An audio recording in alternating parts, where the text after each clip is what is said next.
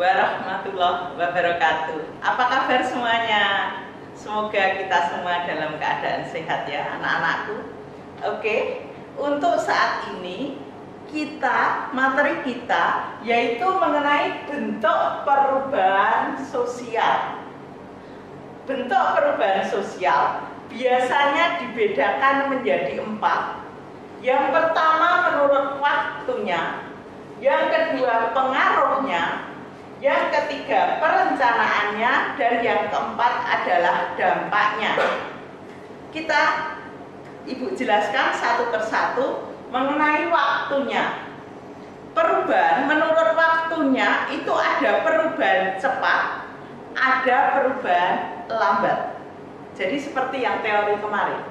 Kalau perubahan itu lambat, dinamakan evolusi. Misalnya dari manusia primitif, tradisional, modern, sampai sekarang di era globalisasi. Butuh waktu yang lama, ratusan ribuan tahun.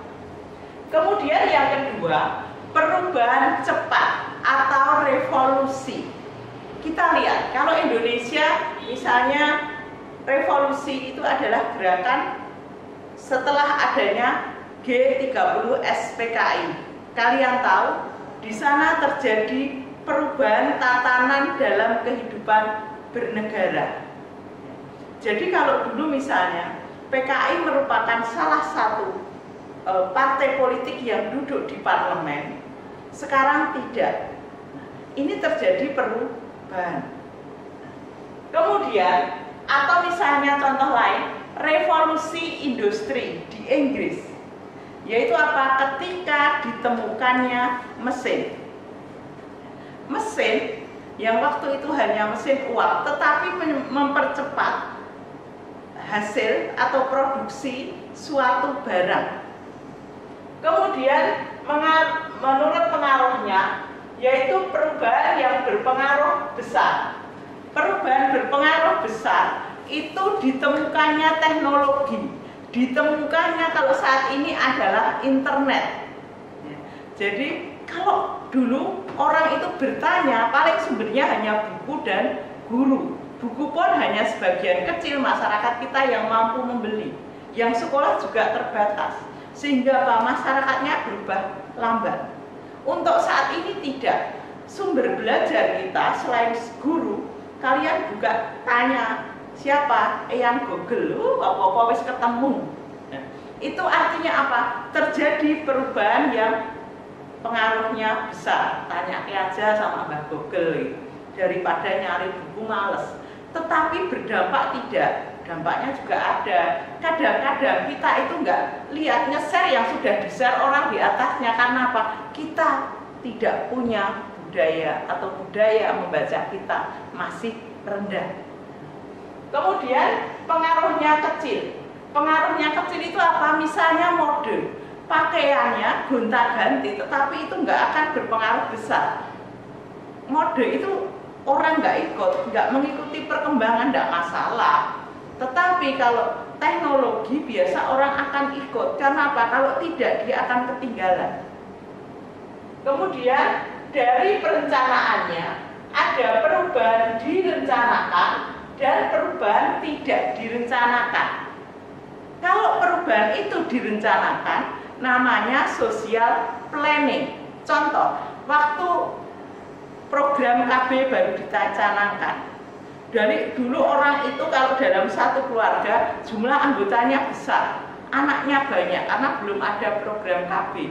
Kemudian ada program KB, 2 anak cukup. Artinya apa? Perubahan sosial itu direncanakan. Yang berikutnya tidak direncanakan. Maaf, kalau waktu ada COVID atau virus corona baru masuk, tiba-tiba kita yang biasa belajar tatap muka menjadi tidak. Mungkin kita menjadi tidak betah, merasa nggak nyaman. Tetapi ketika itu sudah berlangsung lama, maka orang akan terbiasa.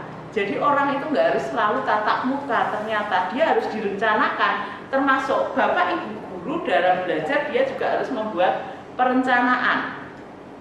Saya kasih contoh, kalau tadi di sini namanya social planning. Kalau itu direncanakan harus ada orang yang dipercaya membawa perubahan atau istilahnya agen of change. Kita lihat agen of change-nya di SMA Pundong ketika itu teknologi, mungkin kamu bisa tahu di siapa? Pak Lulu Jos ya. Di sana kamu sudah tahu bagaimana SMA 1 Pundong ini bisa go nasional, bahkan mungkin internasional. Karena apa? Orang bisa melihat YouTube dari Pak Lulu. Itu contoh. Ada orang yang dipercaya membawa suatu perubahan, agen of change. Kalau masyarakatnya tadi direncanakan social planning, perencanaan sosial.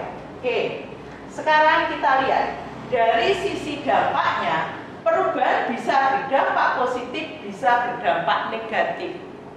Dampak positif, adanya teknologi, misalnya teknologi komunikasi, teknologi pembayaran, menyebabkan apa? Mempermudah orang untuk kalau tadi komunikasi berkembang, menjual barang. Kemudian apa? Bagaimana mengupdate info, bagaimana untuk selalu bisa belajar bagi yang orang mau memanfaatkan teknologi itu secara positif.